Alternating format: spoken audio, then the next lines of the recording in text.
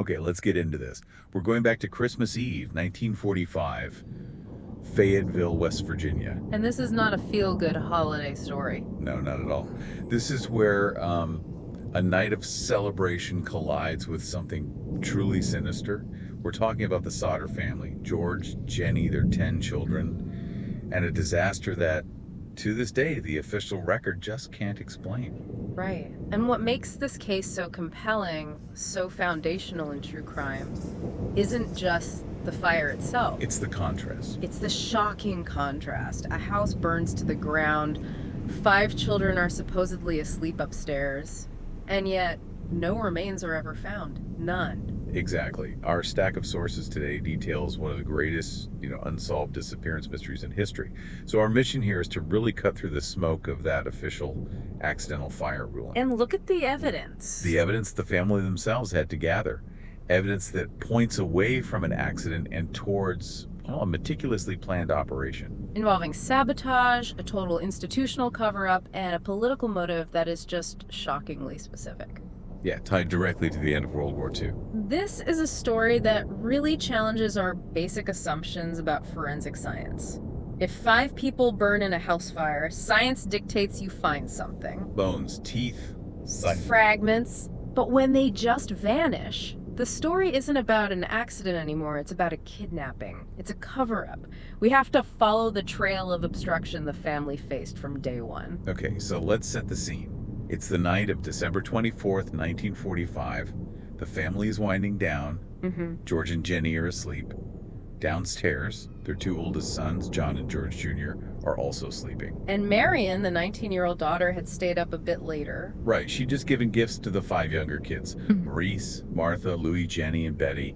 They're all upstairs in their rooms, buzzing with that Christmas excitement. And the timeline, right away, it just throws up these massive red flags. It feels like the family was being watched or tested. So the first strange event, it happens around 12:30 a.m.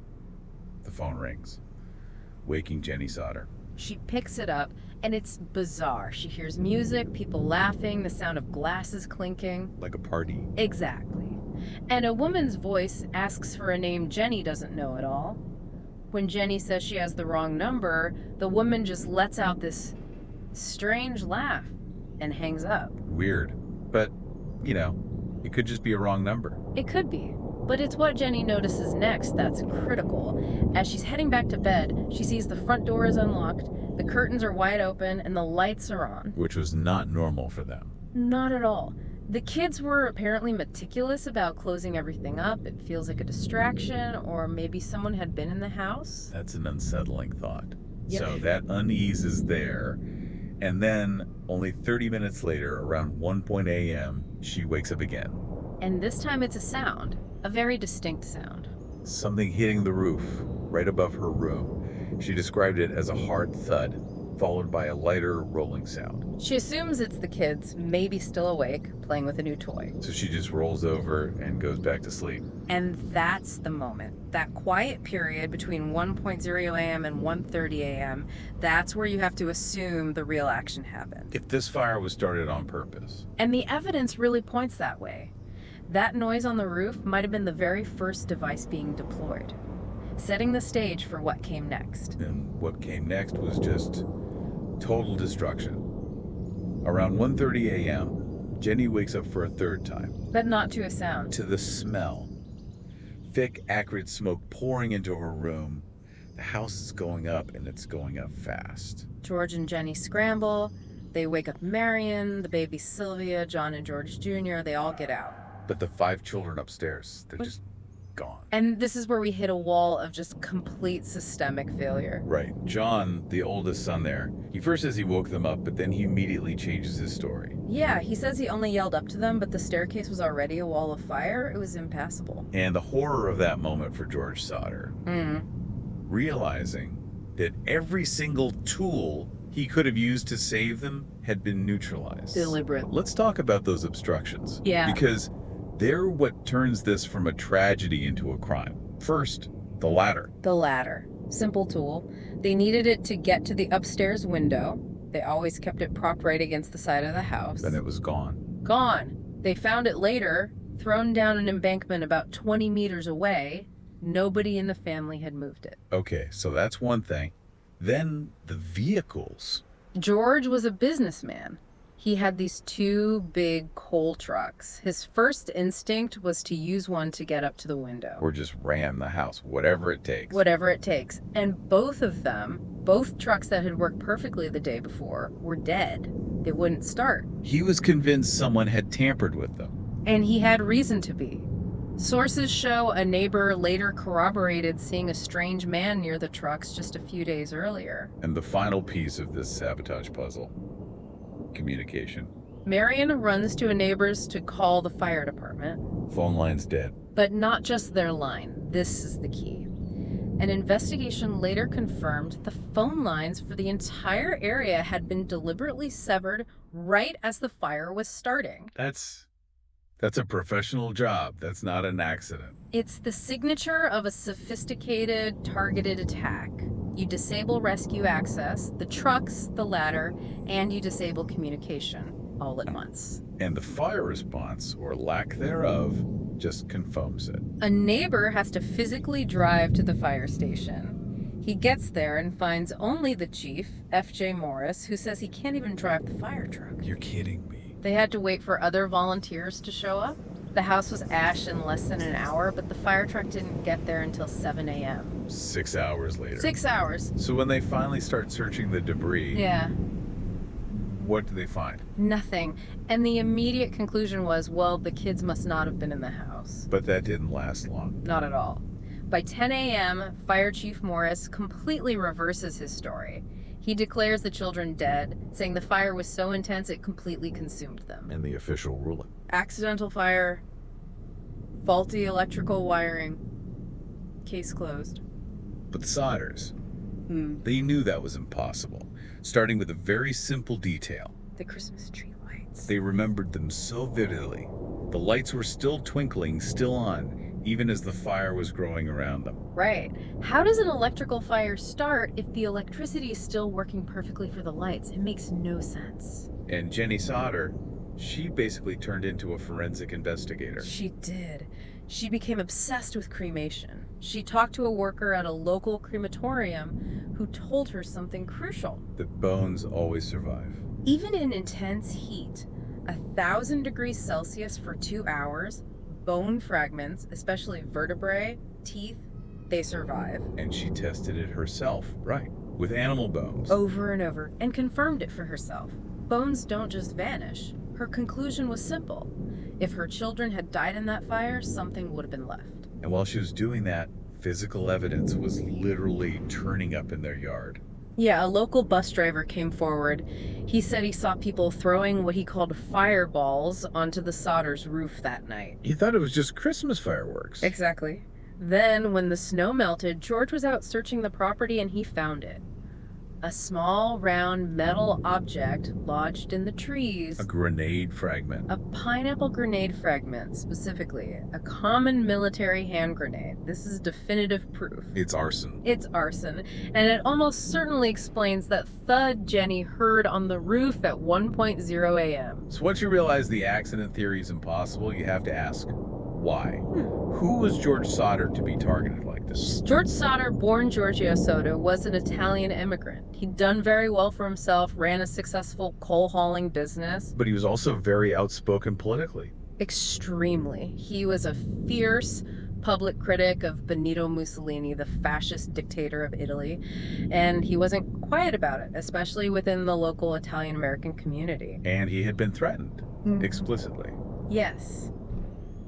Just weeks before the fire, an insurance salesman came to the house.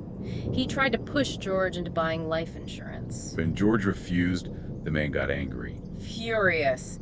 And he warned George, point blank, that his house would burn down and his family would be destroyed as punishment for what he said about Mussolini.